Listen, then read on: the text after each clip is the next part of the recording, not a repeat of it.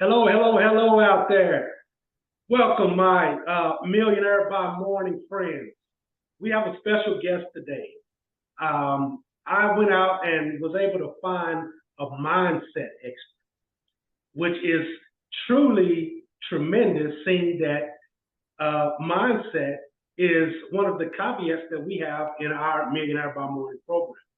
And her name is Marcy McDonald, and she's going to teach us quickly within the 30-minute segment on how to find true happiness. Marcy has had her ups and downs and everything in between on life's journey. She's worked at a six-figure corporate job, and she's hauled pounds of avocados on her back. She's dined in five-star restaurants in Paris, and she's lived on beans and rice. She's lived in a house worth more than $500,000, and she's lived out of her car. She believes that if she was able to learn how to be emotionally healthy, be intentional about her purpose, and be at peace and happy every day, then anyone can. Marcy is a participant in season 2 of the reality TV show 4 Days to Save the World, released in 2022. She is internationally certified as an end-of-life doula. While still in the corporate world, Marcy worked with hundreds of the top subject matter experts in their fields, including Neil deGrasse Tyson, professionals from National Geographic, Smithsonian Institute, and every major American university. She is the author of several books, including Build Happiness, Change Your Perspective and Change Your Life. By combining her neurologically based exercises with the urgency that comes from looking closely at your own death, she has created an uplifting and powerful program that helps clients develop peace of mind, self-confidence, self-worth, purpose, and the ability to focus on what matters. Marcy McDonald, I would like to welcome you to the show today. Well, thanks, Rashad. I always sound so good on paper, right?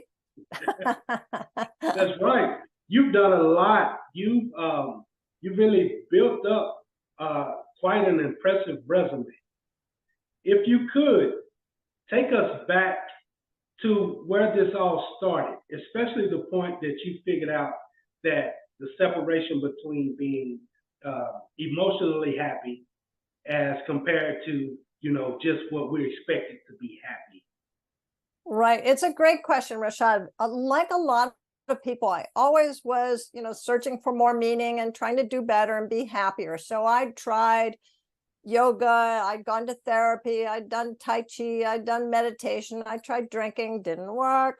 I don't recommend it. I just kept trying things and nothing really worked. And at a certain point in my career, I ended up, as you said, I was in a six-figure corporate career and top of my game. Really, I could honestly say I was one of the best in my field for what I was doing. And yet I never felt good enough. I had the boss from hell. And so no matter what I did, it was like you couldn't work enough hours to prove that you were worth your salary, even though I knew rationally and logically that I was great at what I did. I knew that. But I still was always having doubts and questioning and waking up in the middle of the night thinking, is this all there is? Do you just bleed at the office and then boom, you're dead? So I reached a certain point where I just thought I can't do this anymore like this. Even though I had loved my job, I had really imagined I would be there till I retired. And at this point, I was closing in on 60. When you don't walk away from a career and a retirement account and your 401k and all that stuff. But I couldn't take it anymore. And what happened is that 5 members of my family all became critically ill at the same time. And I just said, that's it. That's my sign. I'm the only one with the resources. I need to get out of here and go help them. And then I'll go get another job, right? Because I'd always been a breadwinner. I'd been working since I was 13. And, you just get used to doing more and more and more. So I took a little time off in order to help everybody. And then I thought, you know what? I'm really exhausted. I'm just going to take a little time, just a tiny bit of time for myself. And then I'll find the job. And that way, if anybody needs me again, I'll be there before I start working full time, because I know myself, I'm going to go full time. But in that little gap that started out as 2 to 3 weeks, it stretched out and it stretched out and it stretched out. And I ended up traveling all around the West. I'm an East Coaster. I traveled all around the West, living from my car, house sitting, dog sitting, hiking wherever I wanted, and writing a book and working with a neuroscientist to understand what was going on in my brain. And for the first time, it totally clicked that it wasn't my fault that I remained screwed up, even though I was trying so hard. And I'm sure a lot of people out there feel like they've tried so much stuff, and yet after that initial rush of this is going to work, whether it's for what you're trying for your business or personally, then it falls off, and you're back to being who you are. You're stuck in that. What I learned is that the way our brains work, the emotional mind is in charge. And it works so fast. I said this before, but in the time you just blinked, Rashad, your emotional mind processed a quadrillion bits of information. The rational mind processed, and there are 2 different parts of your brain, it processed 60. So 60 bits or a quadrillion, which one's in charge? It's the emotional mind, right? And to work that fast, it's drawing from the past, and it's not only drawing from the past, it's drawing from the negative past, because that's more highly charged. And so you develop these habits from whatever happened to you as a kid or growing up or in relationships, where you're not really in the present moment. You're back with whoever told you you were no good, or you couldn't do it, or you can't dream that big, or whatever it was, or you're fat, or anything, or too quiet, too noisy. All that stuff comes up in whatever present moment you're in, and you're not in the present anymore. You're in the past. So I developed 70 exercises around these 3-dimensional unblocks, where you do the exercise, you write things out, and it helps you to see what it is you're thinking and feeling, and see those patterns, because normally we don't see them because we're so used to them. It's like people will have a neck ache or something, and they don't even notice anymore because they're so used to it. And that's what happens with our mind, with our self-talk. So anyway, I did all these exercises, and it was this amazing breakthrough where I finally said, okay, it's not my fault that I couldn't get through this, but it will be my fault if I don't do something now, because now I understand how the brain works, and I rewire it. So if you picture a house that's wired, for all the electricity, only half the wires don't go all the way to the bathroom or the living room, and the rest are all bare and crisscrossed over and all tangled and shorting out, just like what goes on in your mind, only you don't even know you got a fire burning in your walls, right? So you have to get in there, see what's happening, and sort out those wires, wearing good gloves, turning off the power, and rewire everything. And that's how a self-talk expert, mindset expert like myself, helps people, because getting emotionally healthy is the one most important ingredient to your making a business that works, to your hitting that million or that 1,000 or whatever it is your goal is. You need strategies, you need good plans, you need good mentors, you need a good idea that people actually want. But if your mindset's not emotionally healthy, you're going to sabotage yourself all the way. I'm glad you ended with that, because that's one thing I specifically wanted to ask you about, was self-sabotage. Why do we do that to ourselves? What is the purpose in our mindset for self-sabotaging behavior? You're protecting yourself from risk, right? So that emotional mind, that's the reptilian brain. So it's all about risk aversion, keeping yourself safe. And what's riskier than having a business and putting yourself out there? Because who succeeds at business right away? Who puts out, the very first idea and it's golden? Okay, once in a while that happens, but for the most part, being an entrepreneur means, or business owner means, that you have to plan to fail, because it's your failures that's going to show you where you need to go. But if you got fear around putting yourself out there, or fear of failure or any of those things, then you self-sabotage because you're trying to keep from being in that position where you fail, even though you're actually setting yourself up for failure. It's contradictory, but once you start understanding that it's your wiring, then again, as I said, you can get in there and start saying, well, what am I doing? I'm self-sabotaging. A lot of entrepreneurs, they're procrastinating, right? They don't get around to it because if they get around to it and it doesn't work, then they'll have to see it didn't work. And then they take it personally instead of saying, oh, that's just an idea that didn't work.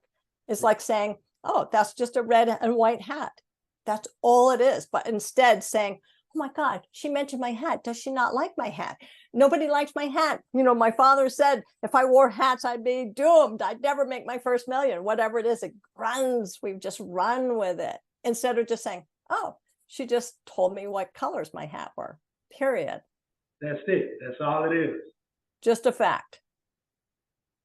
So as far as the fear is concerned, I know a lot of people once I've spoken with people and kind of, I've tried to get people to move ahead in their business and to better their business and to help them with marketing or, business strategies.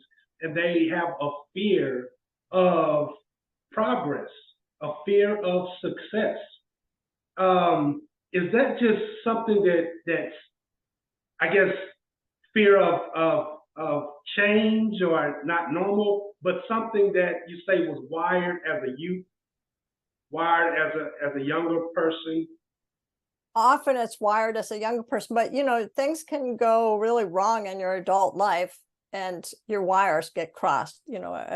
People who've been in a unhealthy relationship, right? They might have been pretty good up till then, and then you cross paths with someone who really isn't emotionally healthy and you come out of it feeling damaged. So it's not just from our youth, but a lot of it is from our youth. And that sense of fear, it's that reluctance, again, to put yourself out there, because if you do the marketing, if you do the talk, if you ask for money from people, there's that fear of rejection. But that's why people talk about, do you have a success mindset? Do you have a money mindset? Do you have a millionaire money mindset? But all of that is under the umbrella. If you picture a giant umbrella, all those fit under the umbrella, and the umbrella is an emotionally healthy mindset. And that's where you don't tell yourself things that are judgmental, that beat yourself up, that make you feel less than what you are. And you know those things because you feel bad when you're telling them to yourself, whether you notice it or not. You feel bad. Okay. But when you're telling yourself healthy things, you actually feel good. It's kind of simple. So how do you, I know a lot of the times negative thoughts, negative feelings come into our mind, but in what way or what exercise would you use to make that a positive thought? Right. Well, there's a sequence, right? So the first thing you have to do is notice it. So you're feeling bad, notice that you feel bad, and then step back and say, well, where did this come from? Oh, it's because I just had a sales call, and before I even got out, would you like to hear about my program? The person said, I don't have any money, or, I don't have time for this. I just want your free tips or whatever it is. And so that rises up, and you might not recognize that it came from this, but you notice your shoulders start tensing up, or you think, crap, I knew this would happen. I hate selling. I love what I do, but I hate selling. All that is negative self-talk. So the first thing is to notice what's going on in your body, where that tension's showing up. The second thing is to calm that down. And the easiest way to do that is to do what I call rational breathing. So everybody's going to say, look, if you're feeling tense, you notice you feel tense, take some deep breaths. But most people just breathe shallowly. So your stress is showing up somewhere in your body. You notice that you're taking lighter breaths because most of us are geared toward not taking really deep breaths. So you have to change that. And what you're trying to do is get your brain to focus on a different thing. So don't focus on the panic. Don't focus on how bad you felt. focus just on your breathing. And if you put your hands on your belly and you just look at your hands, just look at your hands. So just do that right now for me. I know we can't see it, but put your hands on your belly and just look at your hands instead of at me. Now breathe in so deeply that you move your hands, and then breathe out so they move again. Okay. And everyone watching or listening can do that too. So if you're focusing on making your hands move, then that means you're also focusing on breathing deeply enough that they move and letting that out so they move. That moves you out of that emotional state and into literally focusing on something else, which is your hands and your breath. Then that works on your whole system. So you do start to calm down. And it tells the rational mind, look, we're focusing on something else. I got this. Emotional mind, you can relax for a second here. So you actually do calm down. But you can use that technique anywhere, anytime. I used to sometimes use it in the boardroom because, no one could tell and people would be being jerks, trying to get their piece of the pie or whatever. And I could just, put my hand on my belly and kind of look down at it and try to move it. And then next thing I knew, I'm back in my center while everybody else is getting their blood pressure up. Right, right. I heard that a lot. I hear what you just said, centered. Get yourself back centered whenever you're at a certain moment or a certain point, to center yourself. And I hear also that a lot of successful people, I read a lot of books or whatever, but a lot of successful people attest their success to meditation. Mm-hmm. And reason being is because that's kind of what keeps them centered and not falling off the edge, per se. Yeah. I believe that the only thing that the average person out here is missing is the techniques that's needed. Like, that was just a technique that you just presented. Just a simple technique just brings you right back fully into the present, right? Instead of in your head, fully into your body instead of the tension in your body. You're just gain control back. And that immediately helps you. And speaking of meditation, which is a marvelous tool, but a lot of people struggle to meditate. It's good for you. It's good for your brain and, your health and all that. But it's not easy for everyone, because what happens as soon as you close your eyes and I say, relax, what happens? You're thinking about something. That's right. You're thinking about everything. Yeah. From how uncomfortable your chair is to the things you have to do to, my collar's kind of itchy. I mean, everything comes up. So I actually start all my coaching sessions with guided visualizations. So are you familiar with them? Are we talking about vision board, maybe? No, that's a great tool too. But this is a guided visualization, is a kind of visual and auditory meditation. So we would sit together and I would say, okay, close your eyes, get comfortable. We do some breathing exercises. And then I start building a picture for you. Because while it's hard for you to say, shut up, mind, it's easy for you to start imagining visual things, a visual scene in your mind. Like if I asked you, what's your favorite vacation spot? What is it? Jamaica. All right. I like it. And I can picture it. So I could say, okay, we're going to get relaxed. You close your eyes, you breathe a little bit. And then I say, okay, your favorite beach in Jamaica. And I want you to picture you there. And we start building that visual sense, and it pulls you into that scene. So you let go of your tension. You actually working in your brain in a certain way to kind of practice that visualization. It brings everything down. And then we're ready to do the work.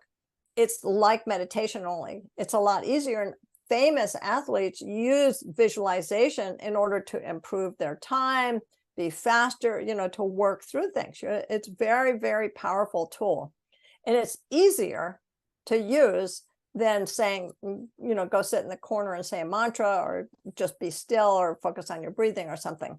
So yes, those highly successful people either have learned to meditate or they use things like guided visualizations to get them in that center. And then once you have that kind of tool that you've practiced, then when you're in a stressful situation, it's easier to kind of call that up. Like, say you get to you're presenting in front of you. Do you do master classes, webinars, that kind of thing? Okay, so that's high stress sometimes, right? Because you want to convey a lot of information, you want to be dynamic, and you want to close the deal at the end of it. You want to convert your prospects. If as you start it, right before you go on, you just close your eyes and you put yourself on your favorite beach in Jamaica, it's going to slow everything down. It's going to remind you that you have great power of visualization and actualization. And then you're centered. And then you kind of freed up from your stresses and negative self-talk to just be present in your talk. Does that make sense? Definitely. Okay. I'm getting the techniques down. So with that being said, like these are very on a daily basis, whether it's someone who works a 9 to 5, business person, entrepreneur, CEO, where do you get this type of information from? Do you necessarily have to have a coach? Where can you go? Is it, psychology, psychiatrist? No, not a psychiatrist, but you can go to a therapist or psychiatrist for unraveling everything that's ever happened to you and getting some perspective on it. And it's important to do that, especially if you've had any trauma in your life. However, therapy is not really designed to bring so much into your day-to-day life, how you're going to make changes. That's how coaching helps, whether it's for business or for personal development.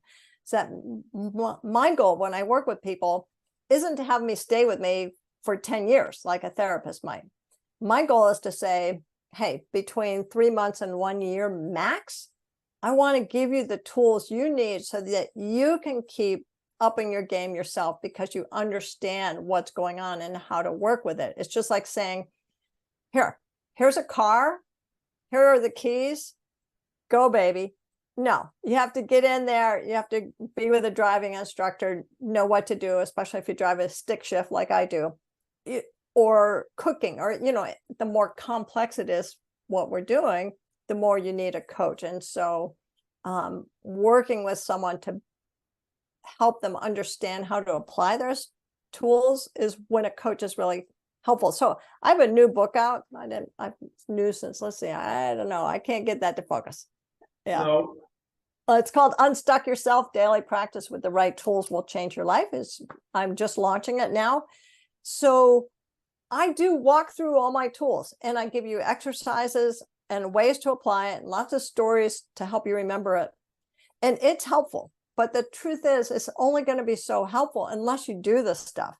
And that's where a coach really helps, because just like you, when you're trying to teach someone about marketing, demonstrating to them what they need for their product or service is really different than them picking up a book and saying, oh, I need email. I need to do social media posts.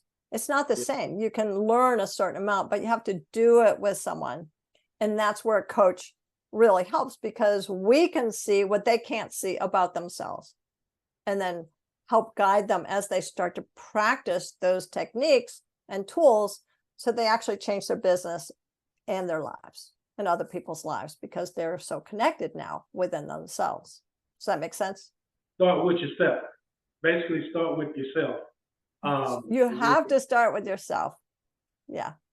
I agree. I totally agree. So you have, I read that you have a 90-day program, Right. and that 90 days is to kind of get you started. And that's as long as it takes to change a habit. I think I've heard that before. Right. Yeah. Minimum amount of time to change a habit is 30 days. So what I say is, look, in the first 30 days, we're going to identify those habits, and we're going to start stacking change, so that a little bit at a time, you can start changing what you're doing.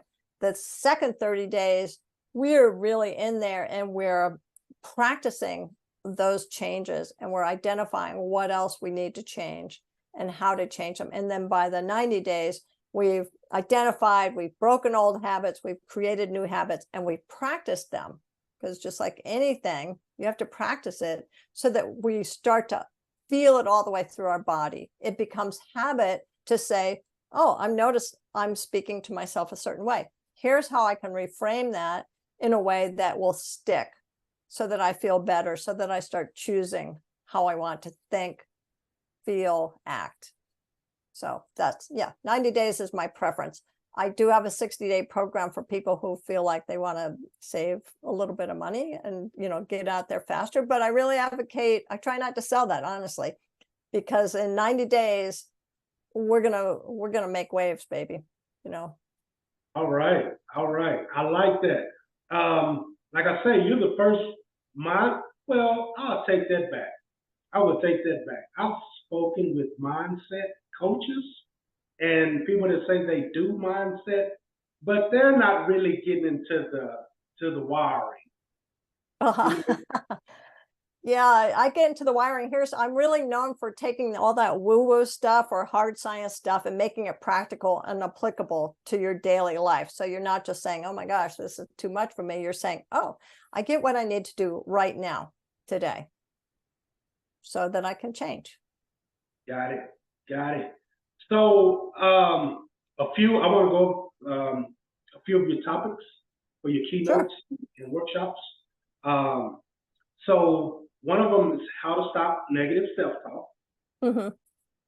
You have how to live an authentic and meaningful life without regrets. How to work less but get more done. I think everyone is interested in that. Yeah. How to master the entrepreneurial mindset. Unstuck yourself. 3 steps to self-mastery and empowerment. And you can't take it with you. Why and how to downsize now. So these are all topics for keynotes, workshops, and events that you basically are available for, correct? Yes, and thank you for mentioning them all. There's kind of a wide range. I mean, I mostly drill down into self-mastery and self-talk. But the truth is that unless you're paying attention to the fact that today might be the only day you have, you're not really motivated to change, and you don't really understand what your purpose is. And those two things together give you enough clarity that you are able to go out and do the kind of work like you're doing, because you understand what you're here for. Right. Yep. Once you know your purpose, then there you go. It's an easier road to travel. Yes, much. Well, Marcy, I want to thank you for coming on the show today. I could talk about these things all day long. I know you have things that you got to get going and get done, but what I will do is I would like to circle back around in maybe a few months, and we revisit and do another interview. That's okay? Of course. Love talking with you. It's fun. All right. Well, thank you for being on the Millionaire by Morning show. You dropped a lot of jewels today and gave us a lot of techniques that we can begin to work with to change our mindset. That's right. Just go get them, baby. You're meant to be happy. There you go. Thank you, Marcy. You have a wonderful evening. All right. Thank you so much. Okay, bye. Bye-bye.